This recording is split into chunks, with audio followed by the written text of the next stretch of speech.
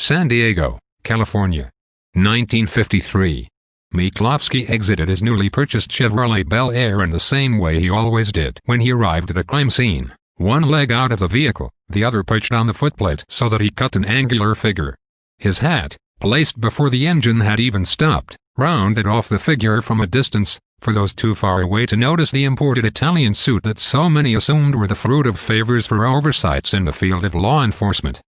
He drew on the last of his lucky strike and threw the butt onto the tarmac, closing the door and stepping on the burning embers with the sole of his crocodile skin boots in the same motion.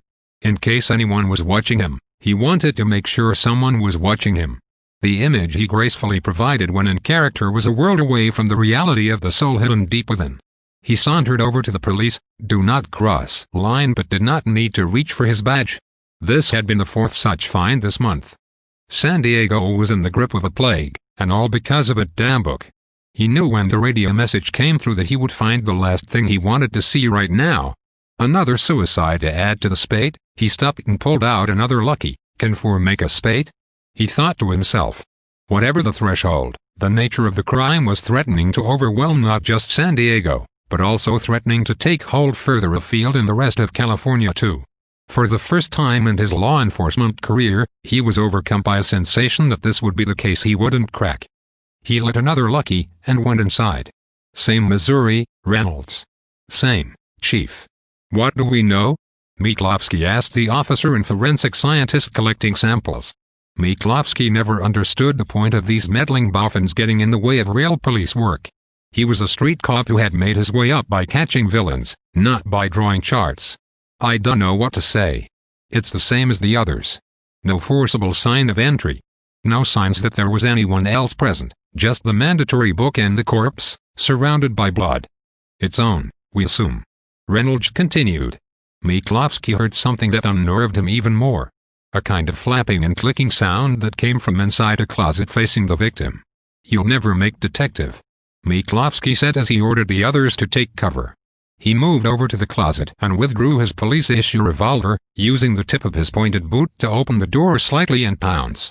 Once inside, he launched his sizable frame on an 8mm camera whose film had come to an end. They were stepping up their performances. We'll need donuts and coffee.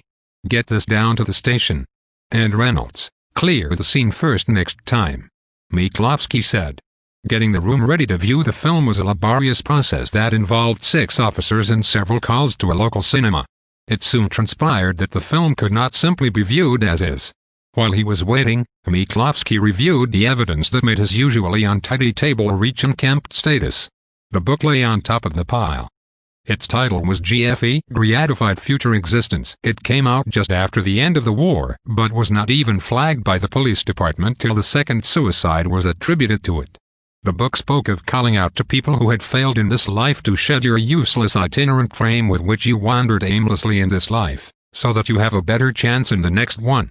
The key was in, without assistance, extracting as much of your blood as you could so the next time your body was used, it could be filled with corpuscles of a higher standard that would allow you to live a more fruitful life next time around. At first, sales of the book were so negligible that nobody dared call the author anything but a crank. He would sit outside the Juniper Museum and tell all and sundry about his discovery and how his book would change their lives. That was his day-to-day business until for one reader it actually did change his life, indefinitely. In accordance with the author's wishes, the victim typed out a farewell message on a typewriter. No handwritten messages were allowed, and proceeded to remove as much blood as possible.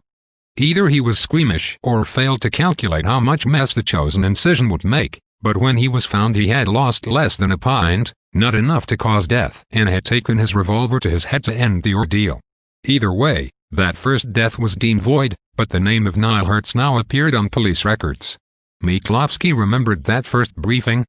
The new chief, 10 years his junior and looking at an enviable pension already, while Mick festered away in that downtown apartment with a broken fan in the summer, hiding evidence of his opium consumption in case he was called out, mentioned having attended a course about some newfangled police work, and he wanted everyone to find the make of the typewriter and the manufacturer of the ribbon. He believed that in that way they could find who sold the man the apparatus. Mick got into a row with him on the first day. What do you think that's gonna prove? It's a suicide, open and shut case. Geez, there is no case. Why don't we get back out there and catch some real criminals?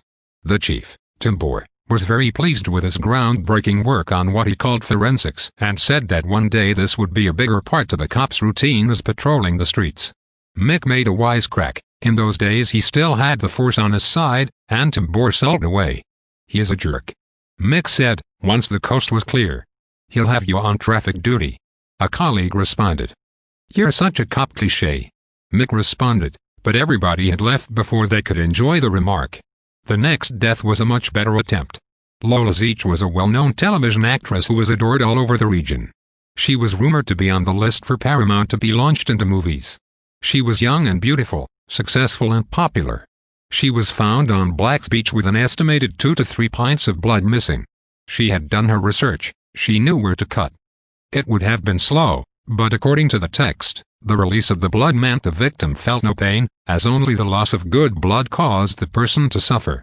Hurt's text suggested that it would not be unusual for the victim, he never called them that, he called them prophets, to experience a form of orgasm once the blood levels reached dangerous amounts. Tambor was convinced that the same type of typewriter had been used despite Mick's efforts to suggest that perhaps all typewriters looked the same. It was to no avail as the chief had him driving around every place in San Diego and beyond asking people about typewriters. Mick was also in the middle of another strangler case and lost a lead due to this time wasting. When nobody could tell him anything about the typewriter, another girl was strangled. He felt he could have prevented this if he had been allowed to do his job. He stormed into Tambor's office without an invitation. I had that guy nailed. You made me waste my time on the typewriter shit and now a girl is dead. Well done, Mr. Corson, whatever. You have blood on your hands now. The chief took a dislike to Mick's tone. He had been through the case and knew that they were no closer to catching the strangler than they were to finding out why the actress took her own life because of a book. Tambor had the mirror on his back now. The force was going to dedicate all of its resources to stopping Hertz. Stop him from what? Writing goddamn awful books? There is nothing we can charge him with. Not yet. Find it, Miklovsky, and don't ever come into my office again unannounced unless it's to tell me you've cracked it or to hand in your badge. All of the resources meant 2 of Miklovsky's best men going undercover. He sat on his bed and smoked the Lucky down to the point it burnt his lips and fingers. Then put it out and lit another. He took a slug of Jim Beam from the bottle and looked at his opium gear on the table. Be strong, he told himself. Through the mirror he could see his suit hanging up. It did not look so imposing now, just a collection of threads, just like him, sat in his vest and pants, not kidding anyone, not scaring anyone. When did he last catch a killer? When did he last prove himself to be a good cop? He drank again, and again. Realizing he had taken too much liquor to make opium ingestion a safe bet, he angrily threw the bottle against the wall. Now without both, he returned to the book. It was a turgid read, but he plowed through until the phone rang in the hall, the landlady finally getting through to him after several knocks that she saw returning to her in the form of his deposit. It was the first of 2 Zeech copycat suicides that night, and Hertz had been given his own radio show. Miklovsky's team were assigned solely to the GFE case. Hertz was hurriedly rewriting the text with expert help and the offer of $1 million book deal. The original copies were snapped up and changing hands at ridiculous prices. The new version would be published from New York, a nationwide publishing house, which would mean his words could reach every home in America. The Strangler could wait. McCormick and Elos Reyes were given the unenviable task of somehow infiltrating Hertz's circle of inner trust in an attempt to stop him from improving the text and acquiring more followers. The mayor lambasted the radio station for giving Hertz a voice and said that one day, all of America will lament the media. Yet Hertz's rise was unstoppable, and the number of deaths inevitably rose in tandem with his popularity. The chief of police knew that they were very close to having the FBI come in and take the case off them, but what case? There was still nothing they could charge Hertz with, inciting people to commit suicide. He was clever enough not to actually mention that part. That's why not everybody who read the book killed themselves. Most people never got to the end, most people just laughed it off. But some people needed to believe in something, and so why not the idea that their blood was bad? Why not drain yourself of as much of it as possible so that it could be replaced by happiness-inducing blood in the next life? That was what riled the chief most, that people were believing this. McCormick tailed Hertz and finally did an on-purpose bump as he left the radio station. I'm your biggest fan, he told him, but I've read your book cover to cover and don't feel the need to act. Tell me what I am doing wrong." Mac had done some theater work in Louisiana before turning to the force and took these roles on with ease. Hertz invited him to take a coffee with him while they discussed the meaning of the latter's work. As Mac realized that fawning adoration was not the way to get close to Hertz, he changed tack and began to tell him about his intentions of writing a similar book. This technique worked as Hertz offered to tutor Mac, though under the secret premise of making sure nothing better came out of the venture, or, if it did, to appropriate it for himself, and in a short space of time, Mac became Hertz's confidant. Miklovsky took a risk with Mac and Ray says nothing was known with regard to what would happen if someone read the book and felt the call, if they would be able to resist the temptation. Chief Tambor brought in a psychologist from San Francisco, much to the derision of the more classically trained members of the force in order to profile the first time they had heard the term officers likely to resist the temptation to bleed themselves to death. They were observed for 48 hours after reading the book, time Mick considered they did not really have before commencing with the plan once all seemed as normal as it could be. DLR would then take the information that Mac obtained from Hertz to track down potential future suicides and try to convince them otherwise. In most cases, the victims Mac had to remember to call them prophets had made contact with Hertz via a post office box he had opened with the Postal Service in San Diego. He openly suggested that people discuss their views with him before acting, though this was soon decried as part of his own vanity. Despite their best efforts, the popularity of Hertz's work meant that there were not the resources to simply babysit everyone who thought Hertz was a genius. The decision was soon made to keep an eye on more prominent members of society. The rest were seen as a drain on resources, without the chief noticing the pun. The second version of the book told readers not to worry if they had had no reaction in their blood. Blood that may be good now could possibly turn bad over time. Once the message was in their heads, the deed would be performed when and if needed. Cop-out, thought Miklovsky. Within days, there was just that. A cop-out. Mac, hitherto unaffected by the teachings of Hertz, cut himself while shaving and was unable to stop staring at the trickle of blood mingling with the saving foam and swirling into the sink. He only needed to see the blood once to realize it had been hidden from him. His blood had turned. Hertz was right. He knew exactly what to do, but first he had to help others so that they could feel the same release. He loosened a pin from his Air Force badge so that the needle jutted out. He ran through the precinct pinching anyone he could get near to as to draw their blood. It took a while for anyone to realize what was actually happening before Mac made it to the top of the stairs and slit his throat, collapsing onto Mick's desk as blood squirted all around. Of the 17 people he managed to prick on this way out, 4 more would join him in the morgue hours later. 5 when they discovered that DLR had shot himself just after midnight. Mick's brother-in-law ran a funeral home in Mission Hills. Mick remembered his dad saying to him when he came back from the First World War that there was always someone going to make a buck out of whatever misery the world faced. Mick understood this more than ever as the death toll hit quadruple figures on the first anniversary of that initial suicide. The press thought it was the golden egg, but now people were so used to hearing stories about GFE that it almost became a taboo subject. The only column inches given aside to the matter were for the rare cases when someone did actually beat the craving. But they were few and far between, sometimes even unconfirmed. "I cleansed my blood," a resident proudly exclaimed as he tore the work up into picture making the front page. As everyone praised his fortitude, the editor-in-chief at the paper made the discovery that it was something of a mistruth, but the people needed something to feel good about and the real story was kept under wraps. Miklovsky also needed something to feel good about. He had been hitting everything harder than ever as the brick wall of the case relentlessly threatened to ruin his reputation and pension. The minute he got through the doors, his first thoughts were opiates or bourbon, or both as hitherto cautioned for mixtures now overlooked. After that, they could take turns. The more Mick hurtled himself towards oblivion, Hertz became even more of a cult figure. Now requiring the services of the round-the-clock security team, he still managed to flaunt his oeuvre on the streets of all the major U.S. cities. The victims, now referred to as enlightened welcomers, began to take turns to outdo themselves in their departures from the planet.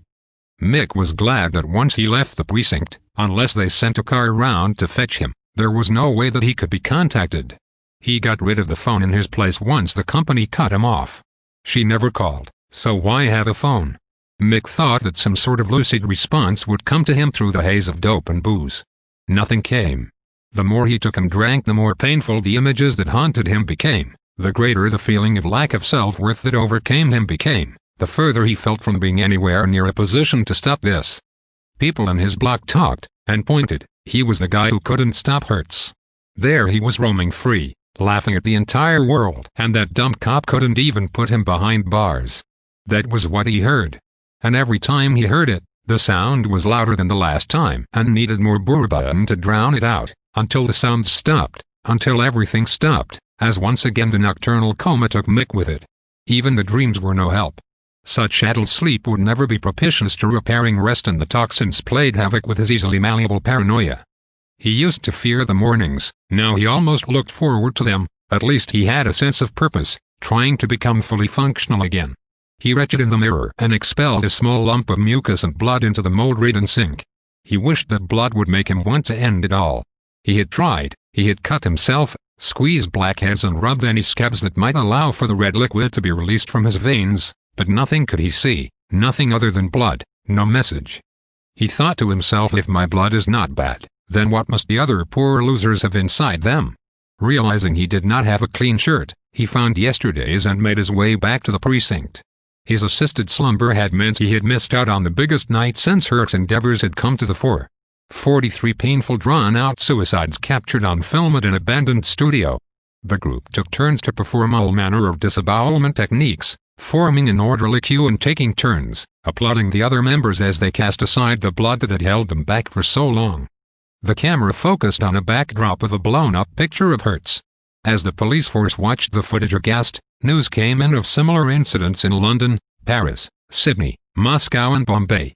All shot with the same techniques and all willingly giving their lives so that their bodies could be filled with better blood next time. News travels fast these days. One of the officers said to Mick. Too fast. He thought as he sought out a hit to get him through the morning. Never on the job. Had been his motto before, but now nothing seemed to make sense. If the pain could subside for a few seconds, then it might just help his focus. As he made his way into the supposedly unknown store to help himself to a slice of confiscated matter, he decided now was as good a time as any and lit his pipe there and then. Mick didn't even notice when Chief Tambor bust the door down and dragged him out. The next time Mick saw light, he knew it was a different day. When the California weather changes, you know time has passed. What he did not know was how much, or where he was. It took him a few minutes to ascertain his surroundings. Not the police precinct. Some sort of medical dependency. He felt good though, at least good for him. Which was progress. Had he been detoxed? How long would it take? He needed to see the chief and get back on the case. The door opened. Under normal circumstances, I would have had your badge for this. But I can't remember the last time we had normal circumstances. Chief Tambor forced a smile as he looked at Miklovsky. I know you have been under a lot of pressure with this case. We all have. I guess we have different ways of letting off steam. Hertz is not as mad as we think. Some of the blood taken from victims has been transfused into you. It has speeded up your curing process.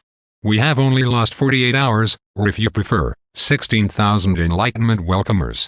He has called for you. He wants you. You can end this, Mick. How?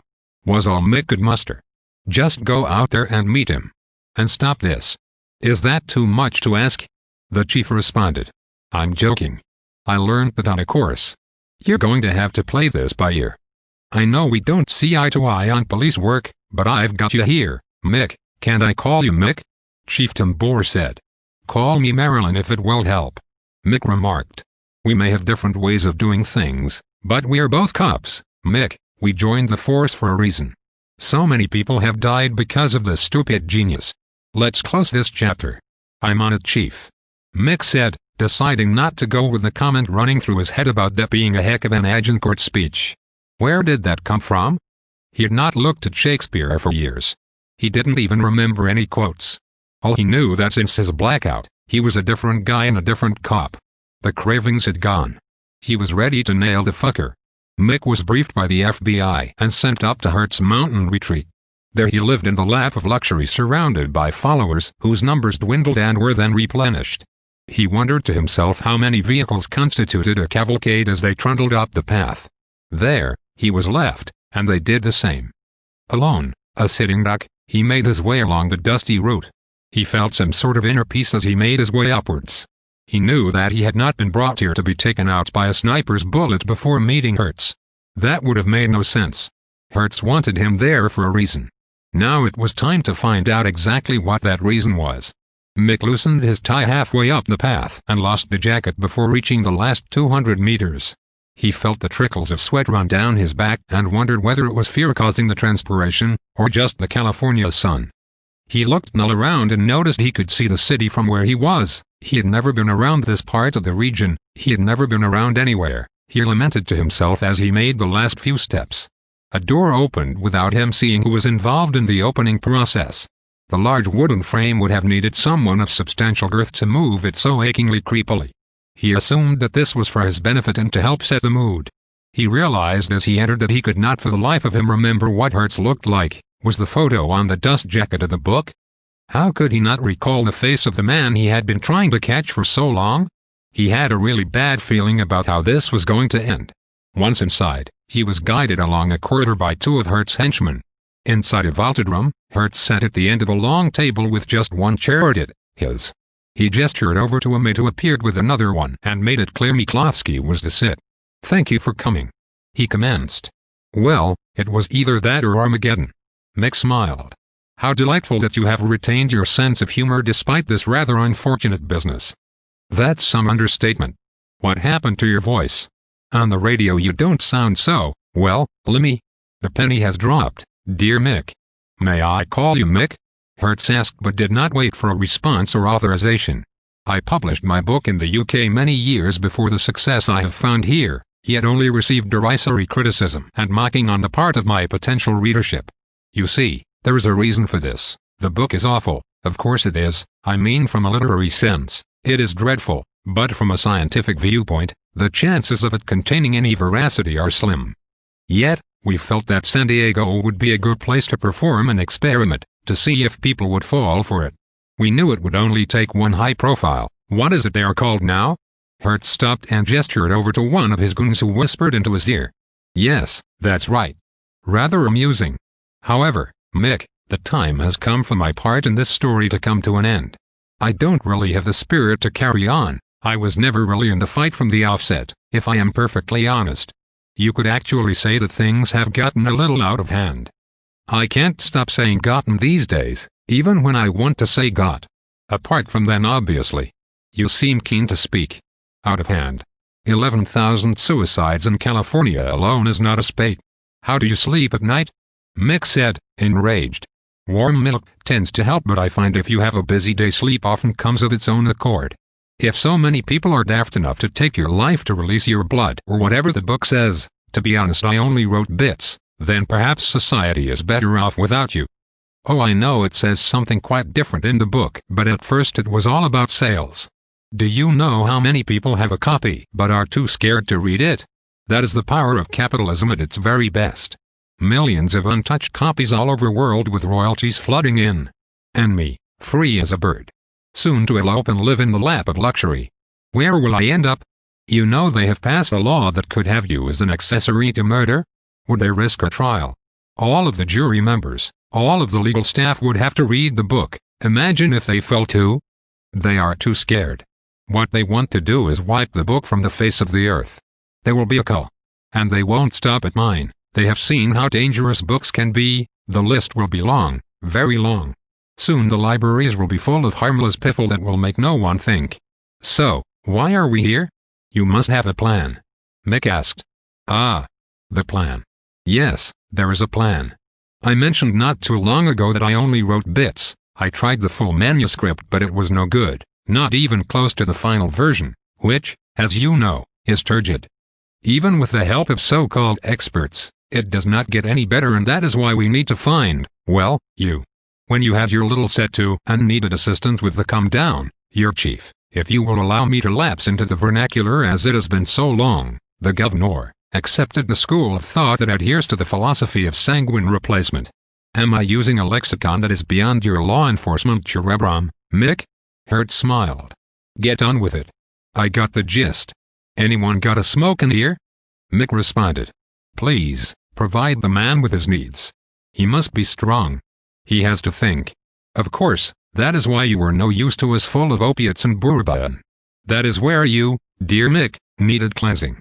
And you were cleansed. 5 pints, one each from the 5 authors of the book. There is no second book, well, not yet. It was never in us, but now, it is in you. You, dear Mick, will be the author of the second book, and you will create the true division between good blood and bad blood. When they hear your words, they will know the true meaning of GFE. I can't even bring myself to say it anymore, it's just so ludicrously pompous, isn't it? Hertz smiled. That's the biggest crock of bullshit I've ever heard in my career. Mick said, but the words seemed to force their way out. Have you noticed how hard it is becoming for you to come out with that cop twang? Most of your blood is now the property of Her Recently Crowned Majesty. You're changing, Mick. On the way up, you were worried about recognizing me. You should be more worried about recognizing yourself. Hertz taunted Mick. How the heck could you know that? Mick said. Heck. Sign Hosanna, it's begun. We will prepare your writer's retreat for you. You shall have every home comfort to prepare the greatest work ever. What if I write something so good that all of you take my advice and kill yourselves? What if I do while I am writing? Mick asked. That won't happen because we are the only people who know that it is, as you so wisely surmise, a crock of shite. Only the 5 of us, and you know this. We would never fall into the trap. Hertz said. As Hertz spoke, Mick's eyes glanced over to the maid who was pouring him water. Hertz withdrew a pistol and shot her in the back of the head. Your first success, Mick. She doesn't count because her departure was not valid, but you were right to alert me to her and eliminate her as a threat. The others are loyal and will keep quiet, but we can kill them when you finish, if you so command. You need to rest. There is a typewriter and abundant paper in your quarters. Go now. Hertz ordered, and the henchman appeared to lead Mick away inside the house. Mick sat on the bed avoiding the mirror in the corner of the room. He didn't believe Hertz, but he did not feel like himself. Nervously, he teetered towards the corner and stood in front of the mirror without opening his eyes. Slowly opening them, he took a step back as he saw Hertz. Rapidly closing them again, he waited a minute before taking another look and seeing the beat-up old cop again. Relieved, he let out an exclamation that was pure Hertz. He felt himself drawn to the typewriter. He had never written anything in his life aside from police reports. All of a sudden, he had ideas, and he was scared of these materializing on the paper. He looked in the mirror again. He was Hertz, then he was Mick, then a woman he had not met yet. Of all the things he was Mick least. He thought he should call the chief, but had nothing to tell him. Besides, the typewriter was calling. He wrote, he did not need to think, the words flowed out of him. Only when he saw himself as Mick could he stop and tear himself away. But there was continuously less Mick, and there was a stack of pages. Hertz was delighted and called his editor. The second version of the book was taking shape. Mick, when he was Mick, took the papers and said he needed a walk to clear his head. He had no idea where he was going when he started walking, but was sure that if there were no mirrors to confuse him, he would find a solution. After about 30 minutes, he found an old timber mill on the top of the hill. He was drawn to the mill as much as the typewriter, telling himself, I am Mick, as he wandered inside. The machinery turned and screamed to replicate the torment in Mick's head. Repeating the mantra, he managed to find a furnace and throw the only copy of the second version onto the fire. To the side of a cutting machine there was a telephone and a large pair of industrial scissors. He called the chief. It's Mick. It's over. It's done. But there has been an incident up at the old mill, off the road to Poway. Come quick. He put the phone down and heard a car approaching. He knew it could not be the backup he had requested and assumed it was Hertz with his delightful entourage. Wasting no time, he took the scissors and removed his tongue. Blood squirted from his mouth as he moved over to the timber cutting machine. As he heard footsteps enter, he caught a glimpse of himself and the reflection of the metal tube jutting out of the machine. He was Hertz, but Hertz was also behind him, beseeching him to stop. He looked again and saw Mick as he placed both hands into the machine. The pain overcame him in seconds and he fell backwards, unconscious. Reinforcements arrived in time to take Mick to hospital and save his life thanks to various blood transfusions. He could never tell anyone why he had done what he had, what had led him to act in such a way, but as he looked in the mirror and saw Mick, while they told him that Hertz would face the electric chair for the cold-blooded murder of an innocent maid, knowing that whatever second book had been in him, would never see the light of day. Hertz's last words before receiving the final votes were that it had all been a lie and that no one else should follow his teachings. After that, there were no more GFE suicides. As the order was given, the electricity coursed through Hertz's body, ending his life. Across town, in a hospital bed, Mick bolted up from the bed at the exact same moment, and a sore on his wrist opened, allowing for a trickle of what was, unbeknown to him, the last of Hurt's blood.